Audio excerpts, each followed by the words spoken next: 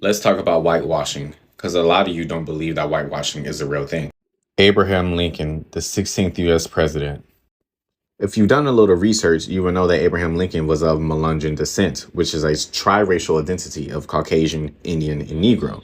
And seeing how most Indians were dark skinned and most black people are dark skinned, if you were Melungeon descent, you would probably be dark skinned. Here are some photos of people that were of Melungeon descent. Obviously, again, being a triracial identity, there would be a huge array of looks. Let's look at some sources that describe Abraham Lincoln in those times.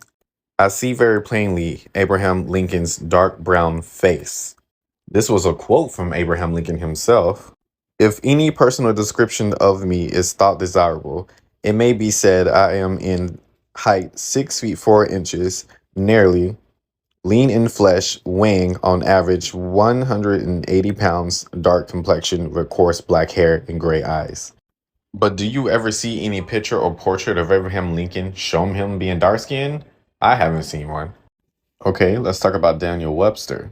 Daniel Webster was so dark, if seen amongst Negroes, he would easily be taken for one. He was known as Black Dan. Black Dan being a characteristic nickname, black is a reference to how dark he was.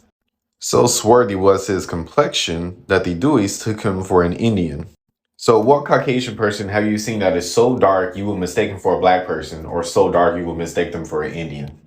Yet, when you Google him, this is the portrait that pops up. As you can see, the math is not mathing. And this also reminded me of King Charles II, who had a characteristic nickname, the Black Boy. Interesting nickname for a Caucasian child. He was even described to be a tall black man in his adulthood, and his father was described to have sable hue and swarthy complexion.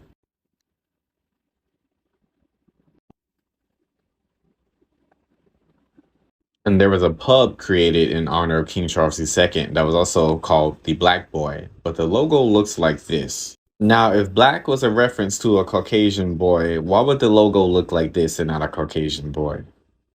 Now, again, I'm just saying the math ain't mathing.